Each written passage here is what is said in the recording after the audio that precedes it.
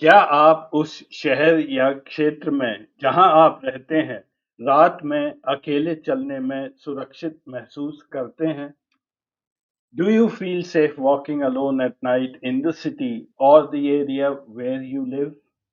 Gallup poll द्वारा दी global safety report 2024 ये 3 दिन पहले ही जारी की गई है। इसमें उन्होंने व्यक्तिगत सुरक्षा को लेकर काफी सवाल पूछे हैं और एनालाइज किया है। और इसी रिपोर्ट में ये सवाल पूछा गया है कि क्या आप रात में अपने इलाके में आप अकेले पैदल जा सकते हैं? गैलप द्वारा पूछा गया ये सवाल अत्यंत ही महत्वपूर्ण है, अहम है और शायद ज़रूरी भी है, क्योंकि इसी के उत्तर में हमारी सारी जो पर्सनल सिक्योरिटी यानी कि व्यक्तिगत सुरक्षा, वो इससे आपको उसका अंदाज़ा लग जाएगा। हमारी सरकारों को ऐसा माहौल बनाना पड़ेगा जिसमें रहकर हर एक नागरिक सुरक्षित महसूस करे। गैलप के अनुसार हमारी अनिश्चित दुनिया में ये सुनिश्चित करने के लिए पर्याप्त नहीं है कि लोग सुरक्षित हैं। उन्हें सुरक्षित महसूस होने की ज़रूरत है। जब लोग सुरक्षित महसूस करते हैं, तो वो सीखने के अवसरों और अपने परिवारों, समुदाय और कार्यस्थल के साथ अपने संबंधों के लिए समय और एनर्जी ऊर्जा समर्पित करते हैं। गैलप की रिपोर्ट के नतीजे तो मैं आपको आगे इसी कार्यक्रम में दिखाऊंगा, लेकिन उससे पहले मैं डिस्कस करूंगा अपने देश के क्राइम एंड सेफ्टी यानी कि अपराध और सुरक्षा का जो डेटा एनसीआरबी से आता है। वो भी जरूरी है कि आप लोग एक बार देख लें, जिससे आपको ये समझ आ जाए कि भारत में माहौल इस समय कैसा चल रहा है। ये है भारत का क्राइम ग्राफ। डेटा एनसीआरबी की 2022 की रिपोर्ट से मैंने ये लिया है। 1980 से 2022 तक का डेटा यहाँ पर दिखाया है। लाल कर्व है जितने भी आईपीसी रिलेटेड क्राइम रिपोर्ट हुए थे उनकी संख्या, जो 1980 में लगभग 13,78,500 थी, और ये धीरे धीरे साल दर साल बढ़ते हुए पिछले साल 2022 में 35,61,400 के करीब क्राइम्स रिपोर्ट हुए थे। और सबसे ज्यादा क्राइम जो कोरोना वाला ईयर था 2021 में, उसमें 42 लाख से ज्यादा क्राइम उस समय रिपोर्ट किए गए थे। पीली लाइन जो है वो क्राइम रेट है, यानी कि प्रति लाख कितने क्राइम रिपोर्ट किए जाते हैं। तो अच्छी बात यह है कि 1980 से लेकर लगभग 2002 तक ये ग्राफ नीचे आता गया है, यानी कि प्रति लाख हमारे यहाँ पर आईपीसी क्राइम्स कम हुए होते गए।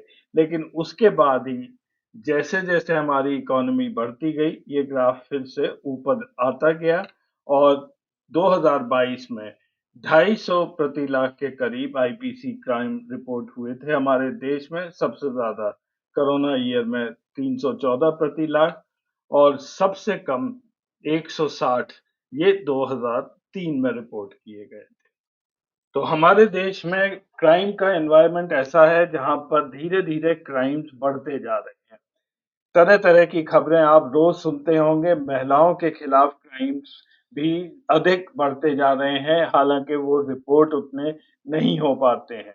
ऐसी खबरें जो टेलीग्राफ में अभी 26 सितंबर को छपी हैं कि UP records highest number of crimes against women among the 28 states last year. ये भी डेटा इन्होंने उसी एनसीआरबी रिपोर्ट से लिया है। भारत में क्राइम रेट निरंतर बढ़ता जा रहा है। तो जब कोई आपसे ये सवाल पूछेगा कि क्या रात में आप अकेले बाहर जाने में सुरक्षित महसूस करते हैं, तो ये सवाल आपके सभी परिवारजनों के ऊपर बैठता है। आपके अपने घर की लड़कियों के लिए, अपनी बहनों के लिए, माताओं के लिए, सबके लिए बराबर ही होता है। तो आज के एपिसोड में हम देखेंगे भारत की महिला सुरक्षा, और गैलप पोल का भी जो रिजल्ट्स हैं वो भी मैं आपको दिखाऊंगा।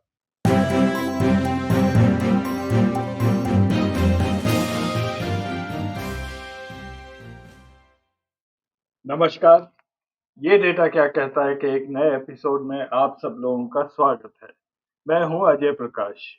गैलप की वर्ल्ड सेफ्टी रिपोर्ट के मुताबिक जिन देशों में लोग सबसे ज्यादा अपने को सुरक्षित महसूस करते हैं रात में अकेले चलने के लिए, वो है Kuwait, Singapore, Norway, Saudi Arabia, Tajikistan, Slovenia, United Arab Emirates, El Salvador, Montenegro, Bahrain, Iceland, Kosovo, Luxembourg और स्विट्जरलैंड।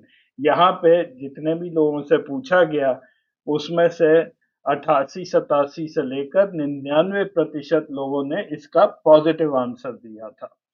और उधर राइट हैंड साइड पर वो देश है जिसमें लोग सबसे ज्यादा असुरक्षित यानी कि अनसेफ महसूस करते हैं, वो है Malawi, Gambia, Zimbabwe, Eswatini, Namibia, Chile, Botswana, Liberia, South Africa और इक्वाडोर।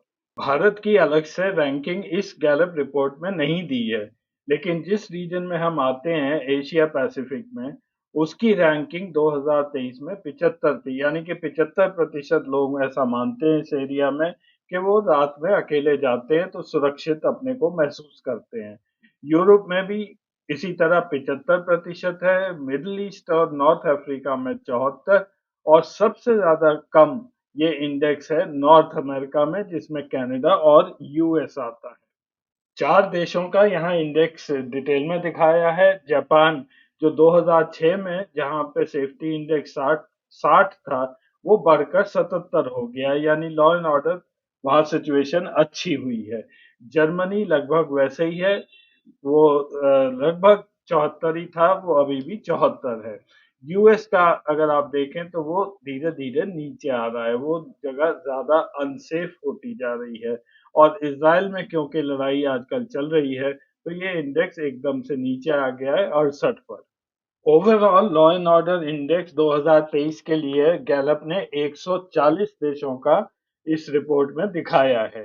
जितना ज्यादा ये इंडेक्स है उतनी ही वो जगह सेफ होती है। कुवैत टॉप करता है 98% पर, सिंगापुर, ताजिकिस्तान, नॉर्वे, एस्टोनिया ये पहली 5 पोजीशंस में है और भारत की पोजीशन लगभग 50वें नंबर पर आती है। भारत का लॉ एंड ऑर्डर इंडेक्स है 83 और यूएस हमसे नीचे पहुंच गया है। यूएस का सेफ्टी इंडेक्स अब 81% पर नीचे आ गया है। तो ये तो एक मैंने आपको समरी दे दी गैलप की इस रिपोर्ट की, लेकिन एक टेबल मैं अभी बचा के रख रहा हूँ, वो आपको इस एपिसोड के अंत में दिखाऊंगा, जिसको देखकर आप भी थोड़ा चौंक जाएंगे। तो एपिसोड को अंत तक जरूर देखिए। गैलप ने जिस तरह ये पोल कंडक्ट किया है उसकी मेथोडोलॉजी भी इस रिपोर्ट में दे दी है उन्होंने। मेरे को उनकी मेथोडोलॉजी से कोई शिकायत नहीं है। उन्होंने लगभग 140 देश कवर किए हैं और हर देश में 1000 के करीब रिस्पोंडेंट्स उन्होंने लिए थे। कुछ को फेस टू फेस इंटरव्यू किया और कुछ को टेलीफोनिक इंटरव्यू किया। केवल शायद चाइना में एक वेब बेस्ड एप्लीकेशन का इस्तेमाल किया। मेरा कहना बस इतना ही है कि जिन लोगों को भी गैलप ने सेलेक्ट किया वो पूरा हिंदुस्तान शायद नहीं कवर कर पाएंगे, क्योंकि जो भी उनकी ऑडियंस होगी पहली चीज वो शहरों में ही होंगे शायद, उनको नेट का एक्सेस होगा, टेलीफोन का होगा और शायद ही कोई गैलप का आदमी जाके दूर दराज क्षेत्रों में नॉर्थ ईस्ट में या उत्तर प्रदेश या बिहार या जम्मू कश्मीर, लद्दाख, यहाँ शायद ही वो लोग गए हों। इसलिए इस रिपोर्ट को अपनी जगह देखना चाहिए। जो असली डेटा है वो एनसीआरबी से ही मिलता है कि हमारा देश कितना सुरक्षित है। तो चलिए अब देखते हैं नेशनल क्राइम रिकॉर्ड ब्यूरो की 2022 की रिपोर्ट, जिसमें से मैं कुछ खास डेटा आपको दिखाने जा रहा हूं।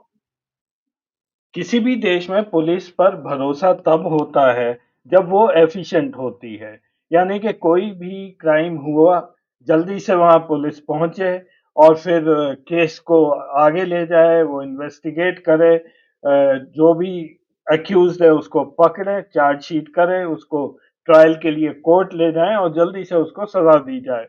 तो इस मामले में मैं आपको दिखाता हूं कि भारतीय पुलिस कहां पर वो आज स्टैंड करती है। एनसीआरबी की इस रिपोर्ट के शुरू के ही पन्नों में ये टेबल दिखाया गया है। इसमें मेजर आईपीसी क्राइम्स की ये लिस्ट है जिसमें murder, rape, kidnapping and abduction, hurt including acid attack और राइटिंग, ये 5 क्राइम्स यहाँ पर लिस्टेड है। थोड़ा सा ये डेटा अब समझना होगा। पहले कॉलम में है कितने केस इन्वेस्टिगेशन को आए, दूसरे में चार्जशीट कितने हुए, तीसरे कॉलम में चार्ज शीटिंग रेट। तो थोड़ा सा ये अजीब सा फिगर लग रहा है कि अगर टोटल इन्वेस्टिगेट आपने 49,220 किए और चार्ज शीट 25,658 किए तो ये फिगर कैसे आ गया, ये मैं आपको बताऊंगा। उसके बाद चौथे कॉलम में कितने केसेस ट्रायल को गए, 2,63,960 ट्रायल पर हैं और उसमें से कितने कन्विक्ट हुए, 6,094, और फिर से कन्विक्शन रेट 43.8। ये बहुत ही अजीब है क्योंकि अगर ट्रायल को 2-2.5 लाख केस गए और उसमें से 7,000 कन्विक्ट हुए तो ये 43,000 कन्विक्शन रेट कैसे हो गया। एनसीआरबी ने इंडियन पुलिस की परफॉर्मेंस अच्छा दिखाने के लिए एक फॉर्मूला अपनाया है और उससे ये इन्होंने चार्ज शीटिंग रेट और कन्विक्शन रेट कंप्यूट किए हैं। मैंने वही फॉर्मूला उनका लेके एक बैक कैलकुलेशन करके और ये कोशिश की है कि असली चार्ज शीटिंग रेट ये मैं आपको दिखाऊं। जैसे मर्डर का चार्ज शीटिंग रेट 81.5 दिखाया गया था, ये 52.1 है और रेप का इसी तरह 77.9 था चार्ज शीटिंग रेट, ये 59.2 आता है। और इसी तरह कन्विक्शन रेट अगर आप देखें तो कन्विक्शन रेट सारी कैटेगरीज में मिलाएंगे तो आप 2-2.5% से ज्यादा नहीं होता है, लेकिन दिखाया गया है वो 30, 35, 40% कन्विक्शन रेट जो कि बहुत हाई है और अनरियलिस्टिक है। और इस रिपोर्ट के अगर आप चार्ज शीटिंग रेट ले भी लें तो और ये ग्राफ प्लॉट करें 1980 से 2022 तक तो आप देखेंगे कि 2014 के बाद से चार्ज शीटिंग हमारे देश में बहुत तेजी से नीचे आई है। कोरोना से पहले ही ये 67% पर पहुंच चुकी थी। कोरोना के दिनों में क्योंकि क्राइम बढ़े थे ये थोड़ी ज्यादा हुई है, लेकिन उसके बाद से फिर से ये गिरने लगी है। और ये रहा charge sheeting rate Hindi belt states का। ये मैं केवल इसलिए दिखा रहा हूँ कि जरा दिल्ली आप नोट कर लीजिए। दिल्ली में चार्ज शीटिंग ये हिंदी बेल्ट स्टेट्स में से सबसे कम है, जबकि crime capital of India Delhi है। वहां पे अभी मैं आपको आगे ग्राफ दिखाऊंगा कि दिल्ली में सबसे ज्यादा क्राइम होते हैं और सबसे कम चार्ज शीटिंग वहां होती है। इसको आप कंपेयर करिए साउथ से। साउथ के फिगर्स आपको सब स्टेट्स में नॉर्थ से ज्यादा आएंगे। यहाँ पे आप 80 और 90 95% तक चार्ज शीटिंग रेट यहाँ पर होता है। ये है क्राइम इन मेट्रोज का डेटा 2019, 2020, 2021 और 2022 का। अगर आप सब सालों में देखेंगे तो दिल्ली टॉप करता है। दिल्ली में सबसे ज्यादा क्राइम होते हैं। 2019 में 2,94,000 से ज्यादा क्राइम रिपोर्ट हुए थे दिल्ली में, जो बढ़कर 2022 में 3,18,555 क्राइम रिपोर्ट हुए थे। अन्य कहीं भी इस किसी भी स्टेट में इसके मुकाबले के क्राइम नहीं होते हैं। और हैरानी की बात जरा ये है कि गाजियाबाद जो दिल्ली से जुड़ा हुआ है वहां पे क्राइम रिपोर्टिंग बिल्कुल ही कम है। और इसी डेटा को देखकर मेरा ऐसा मानना है कि उत्तर प्रदेश और बिहार में अंडर रिपोर्टिंग ऑफ क्राइम होती है, क्योंकि ऐसा हो नहीं सकता कि दिल्ली में क्राइम बहुत ज्यादा हो और गाजियाबाद और नोएडा में बिल्कुल ही ना हो। और इसी डेटा को अगर हम क्राइम रेट में कन्वर्ट कन्वर्ट कर दें, यानी कि प्रति लाख कितने क्राइम हुए हैं मेट्रोज में, तब भी दिल्ली काफी आगे है। ये 2021 और 22 का डेटा मैंने कन्वर्ट किया है क्राइम रेट पर। 2022 में लगभग 2000 के करीब दिल्ली में क्राइम रेट था, यानी कि 2000 क्राइम प्रति लाख। उसके बाद आता है कोची, ये भी सरप्राइजिंग एलिमेंट है। कोचीन में क्राइम बढ़ता जा रहा है। साथ साथ में जो अदर क्राइम प्रोन सिटीज अब बनते जा रहे हैं, इंदौर, जयपुर, पटना और सूरत, और गाजियाबाद अभी भी दिल्ली के 1/4 पर है, यानी कि गाजियाबाद ऐसा मानते हैं कि वो दिल्ली से ज्यादा सेफ है। मैं गाजियाबाद में रह चुका हूँ और असलियत मुझे वहाँ की पता है। और ये मैं आज के एपिसोड में आखिरी ग्राफ में दिखा रहा हूँ, जिसे देखकर आप खुद ही समझ लेंगे कि क्या हमारी औरतें रात में अपने शहर में बाहर जाने में सुरक्षित महसूस करती हैं।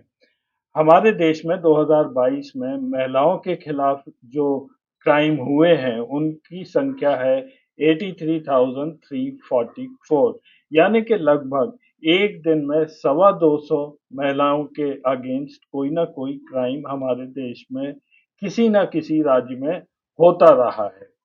इसमें से अगर आप कैटेगरीज देखें कि कौन सा क्राइम सबसे ज्यादा है, तो आधे क्राइम होते हैं assault on woman with intent to outrage her modesty, यानी कि रेप और मॉलेस्टेशन के केसेस की जो एफआईआर दर्ज होती है।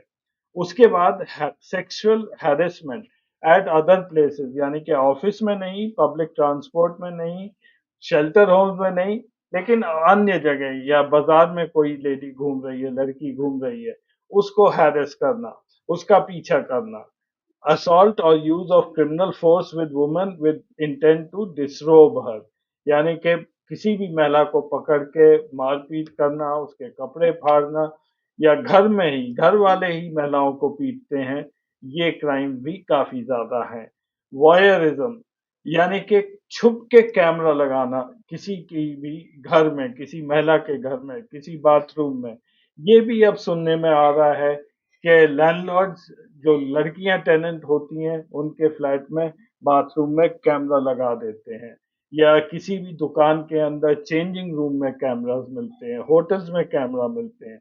ये भी क्राइम बढ़ता जा रहा है। और अंत में है स्टॉकिंग। स्टॉकिंग यानी कि लड़कियों का पीछा करना। तो जब इतने सारे क्राइम हो रहे हैं, तो क्या महिलाएं हमारे देश में सुरक्षित महसूस कर रही होंगी? इसका जवाब आप स्वयं दे सकते हैं। तो भारत में तो एक ऐसा एनवायरनमेंट बन चुका है जहाँ पे महिलाएं सुरक्षित नहीं होती हैं। तो क्या ये बाहर के देशों में भी ये बात लागू होती है? मैं गैलप पोल्स का एक और आपको मैं टेबल दिखा रहा हूँ, तो आपको समझ आ जाएगा कि बाहर जो महिलाएं हैं, वो कैसा महसूस करती हैं। प्रश्न वही था कि do you feel safe walking alone at night in the city और एरिया वेयर यू लिव, और आपका कॉन्फिडेंस पुलिस और कम्युनिटी में कितना है, क्या जो से आप रात में बाहर जाते हैं। तो इसी टेबल को मैं थोड़ा जूम कर रहा हूँ। तो पहला अगर आप यहाँ देखेंगे, जो लेडीज से पूछा, female gender high income group, क्या वो सुरक्षित महसूस करती हैं बाहर निकलने में? स्कोर था 0, बिल्कुल नहीं। अपर मिडिल क्लास महिलाएं, क्या आप सुरक्षित महसूस करती हैं? नहीं, 0 स्कोर। लोअर मिडिल क्लास 0, और लो इनकम 0। यानी कि इंटरनेशनल लेवल पर हर देश में, हर 140 देश में किसी भी महिला ने ये नहीं बोला है कि रात में वो बाहर जाने में अकेले सुरक्षित महसूस करती है। देश का स्कोर चाहे जितना मर्जी हाई हो, चाहे वो कुवैत हो या इक्वेडर हो, कहीं पे भी महिलाएं बाहर जाने में सुरक्षित नहीं महसूस करती हैं। तो देखने के लिए धन्यवाद। अगले हफ्ते फिर मिलेंगे कुछ नया डेटा लेकर। तब तक के लिए नमस्कार।